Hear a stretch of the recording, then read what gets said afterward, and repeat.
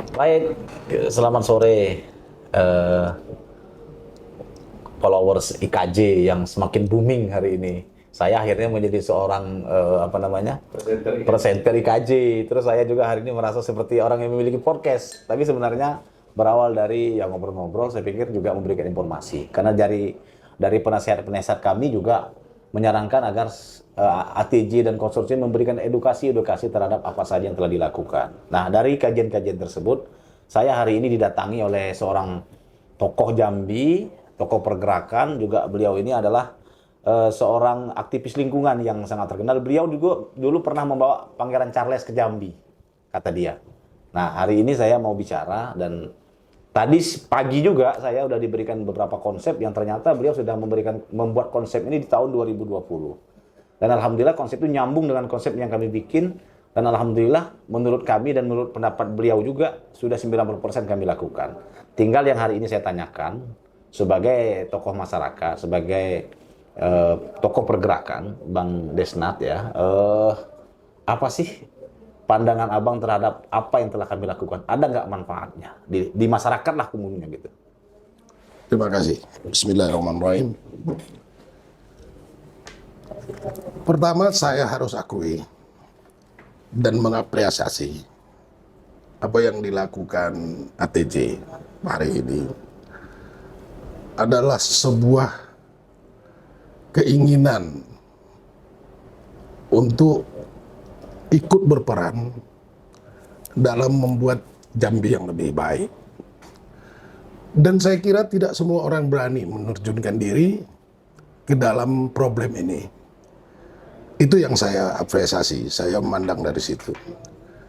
Seperti tadi saudara Karyadi sampaikan bahwa saya sudah menulis, menganalisis, dan hasil analisis itu bukanlah dari pandangan ya, tapi ikut.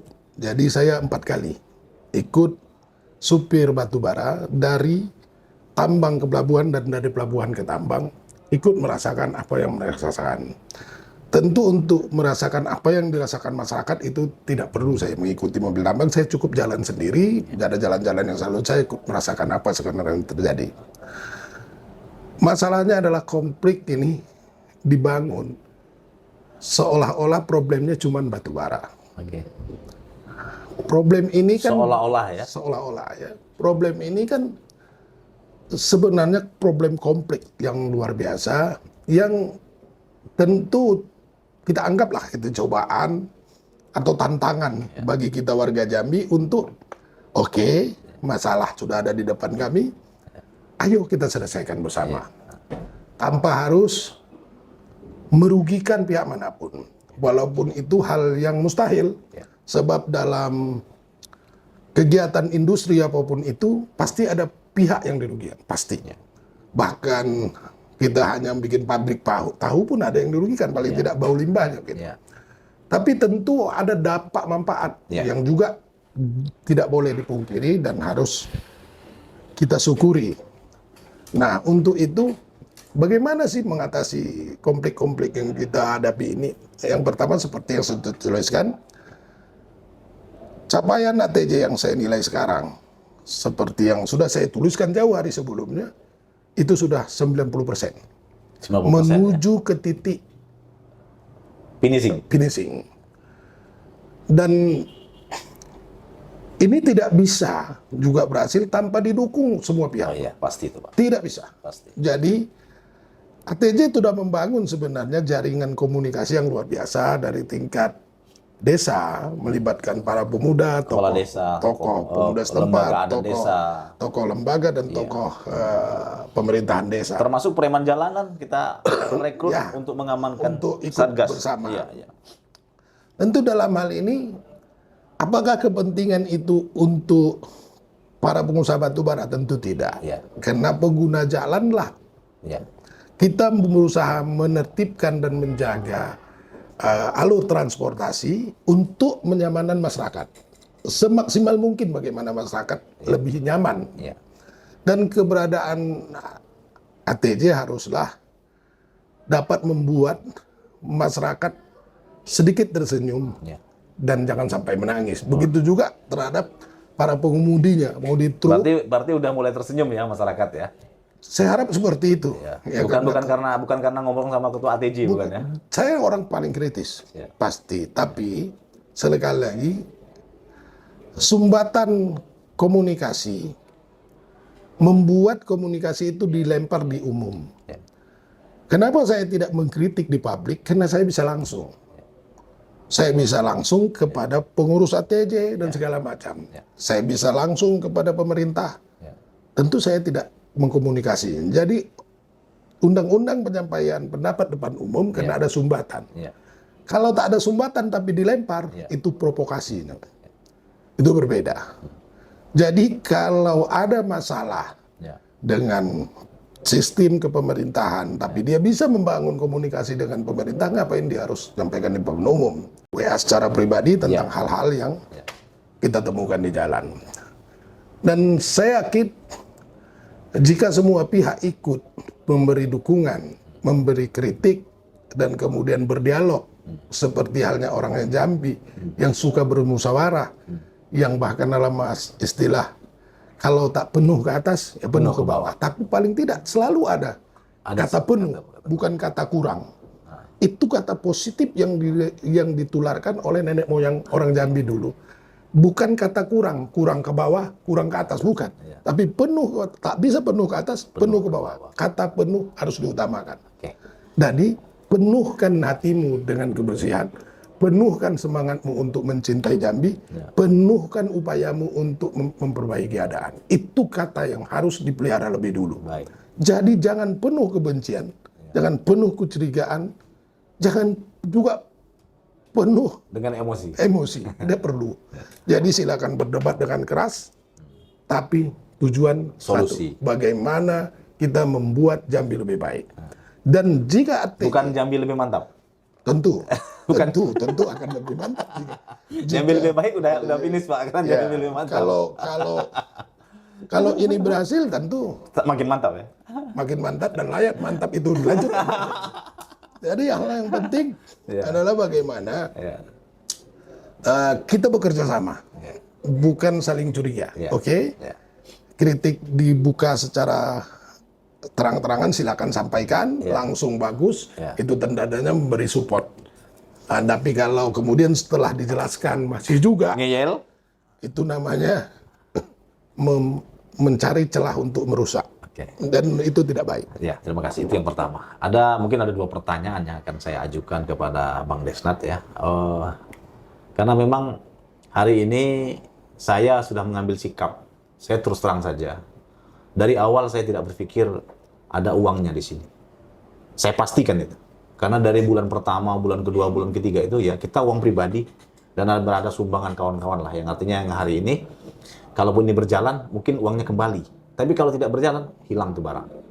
Tapi saya berangkat, saya pikir dengan guru saya bicara, Karyadi, jangankan kau membuat lancar jalan orang, membuang duri di jalan saja, itu bagi agama kita, agama Islam, itulah suatu kebaikan amal ibadah. Itulah fondasi yang saya buat, yang saya berpikir hari ini, banyak sekali tantangan-tantangan yang saya hadapi, dan memang akhir-akhir ini ya Alhamdulillah, dengan tekad yang kuat dan saya ditemukan kawan-kawan yang betul-betul yang solid membantu saya sehingga dari ATJ terbangunnya konsorsium. Nah, konsorsium sekarang sudah menelurkan beberapa kesepakatan yang hari ini sudah kita jalankan.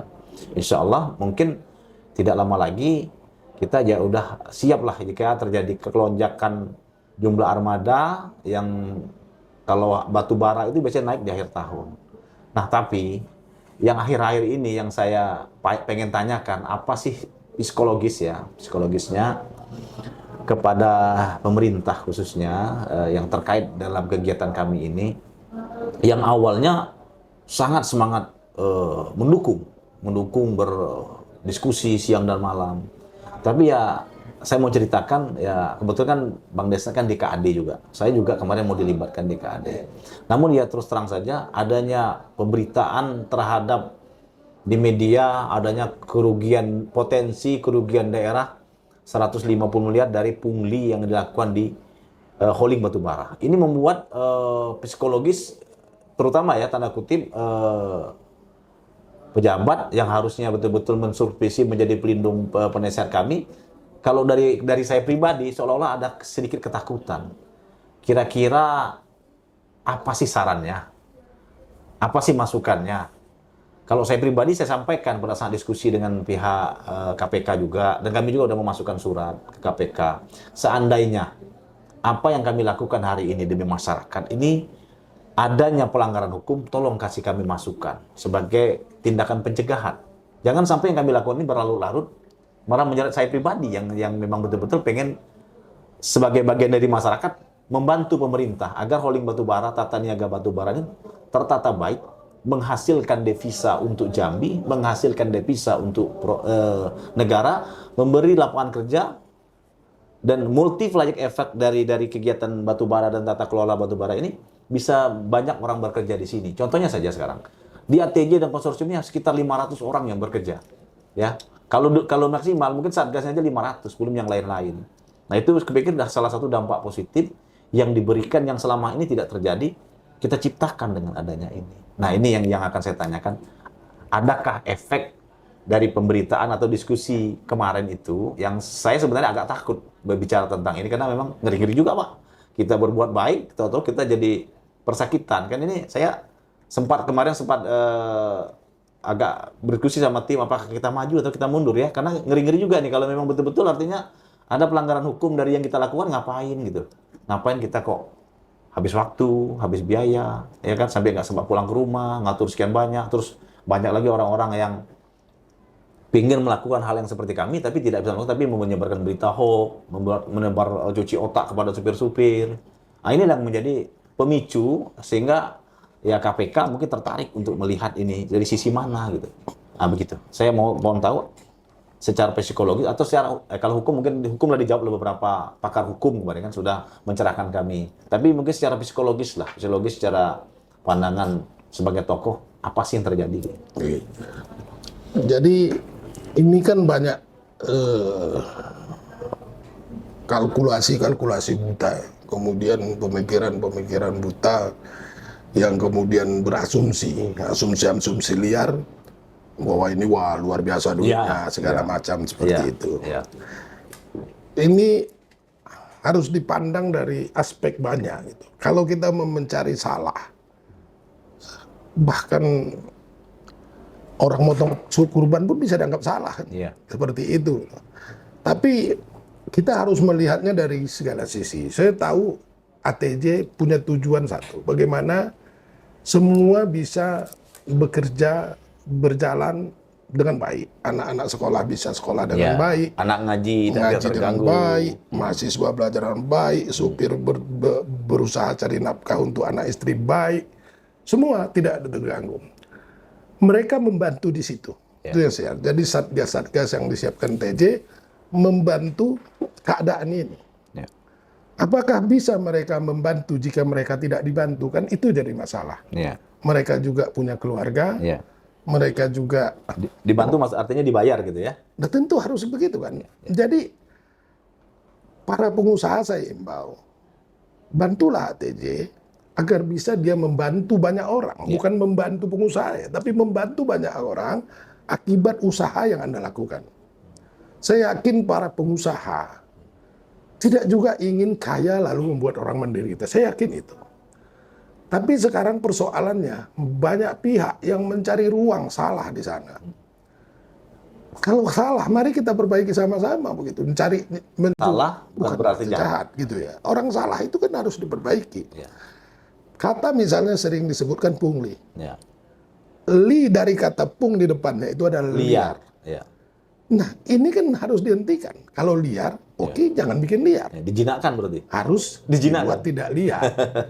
Nah, kalau tidak liar berarti tertib. Kalau tertib gimana? Ya pemerintah keluarkan regulasi agar mereka menikmati. Saya yakin para satgas juga bekerja sampai subuh, sampai pagi, sampai lalu siang, dia menerima duit dalam keadaan ini hasil pungli. Lalu kemudian diserahkannya ke istrinya, itu dari pungli Bang? Enggak. Karena aku kerja. Tapi kan orang-orang bilang pungli. Pernahkah kita merasakan perasaan itu? Pernahkah kita bayangkan apa yang dirasakan istrinya Ya. menerima uang dari suaminya yang pulang pagi Ya. untuk membantu kenyamanan para pihak. Ya. Tapi kemudian disebut itu pungli. Ya. Jadi dalam hal ini pemerintah beranilah bersikap karena saya tahu nggak ada yang bisa dicontoh. Karena tak ada tempat lain. Untuk itu pemerintah bekerja sama dengan hukum mencari solusi, dan saya sudah tuliskan, mudah-mudahan nanti saudara Karyadi dan kawan-kawan bisa breakdown lebih baik sehingga yang tadinya liar tidak lagi liar dan secara transparan bisa kita laksanakan tanpa apapun bentuk kejahatan di sana. Artinya si pekerja Satgas itu merasa bangga telah berbuat. Ya. Supir merasa nyaman walaupun sendiri jalan di malam hari karena ada yang bakal membantu. Ya. Sekali lagi ingat, rangkaian-rangkaian panjang mobil batu bara hingga sulit disalip, Ya. itu terpaksa mereka lakukan Ya. karena mereka tak bisa lagi mengerjakannya sendiri saat pecah ban. Ya.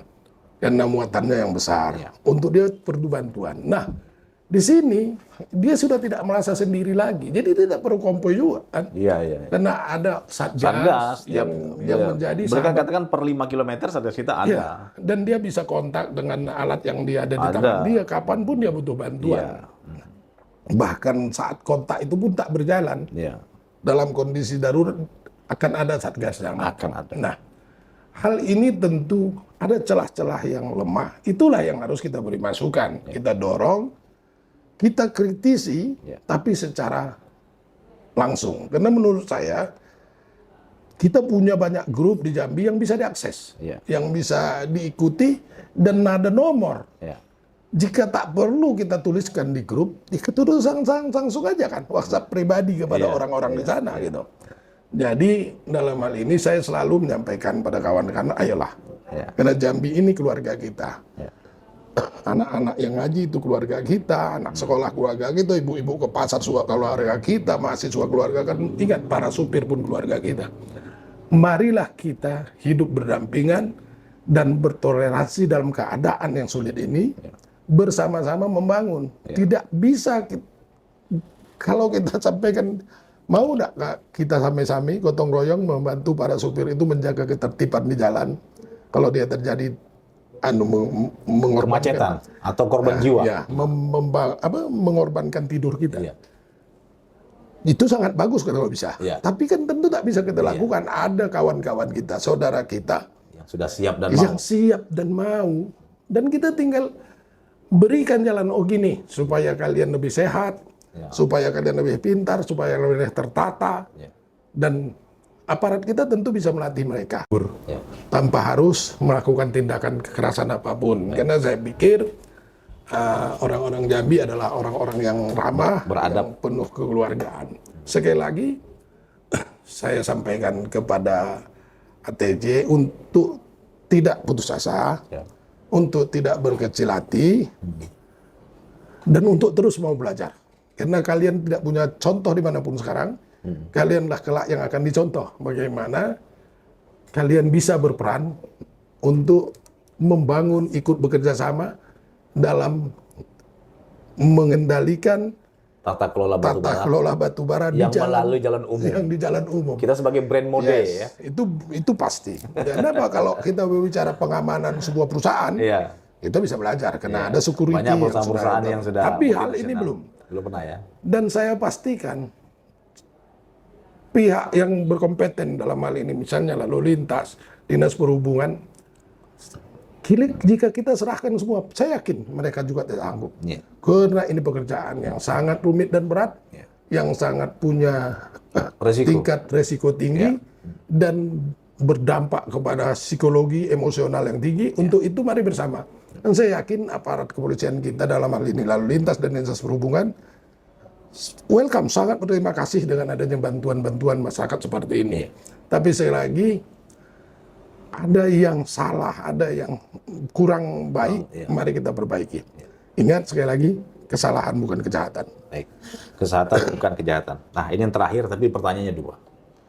Yang menjadi silang pendapat hari ini ada dua profesor hukum yang mengatakan tidak perlu adanya pergub, tidak perlu adanya rekomendasi dari pihak provinsi, dari pihak terkait tentang ATJ, tentang organisasi yang kami gelut sekarang dalam rangka membantu tata kelola dan tata niaga batubara di Jambi. Namun banyak pendapat lain yang mengatakan, termasuk abang tadi, perlu adanya regulasi atau rekomendasi. Saya yakin tahu saya. Artinya ketika ada rekomendasi ini kami akan lebih pede. Terus ada lagi yang hari ini kami hadapi dari perusahaan ini, ya kan?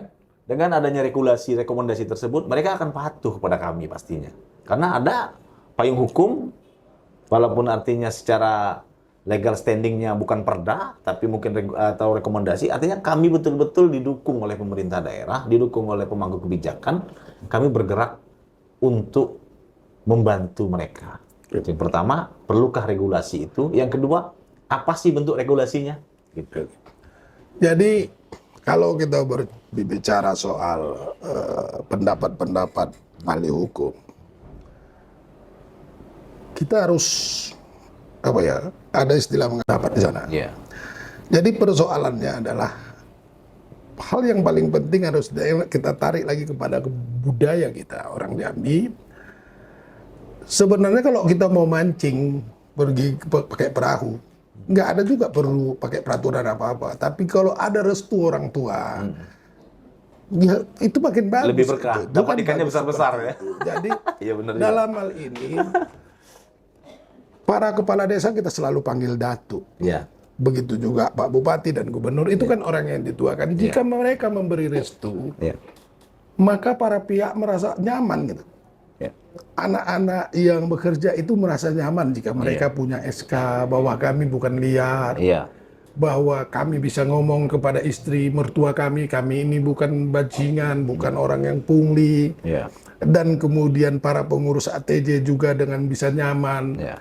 Tentu akan jauh lebih sulit kan jika perusahaan langsung kepada kelompok-kelompok. Kalau begitu. perusahaan langsung melaksanakan, ini kan dasar kita bekerja adalah risalah KSP Deputi 1 itu. Makanya itu yang menjadi landasan dasar kita bergerak. Justru itu sebenarnya sederhana. Pak Gubernur bantulah mereka agar bisa membantu yang lain. Itu aja. Jadi apapun bentuknya bantulah. Bisa berbentuk regulasi kalau dia kepala daerah. Rekomendasi ya. Ya rekomendasi berbentuk segala macam kan. Nah SK segala macam. Itu tanda dia membantu. Dari bupati tanda dia membantu, dari kepala desa tanda dia membantu.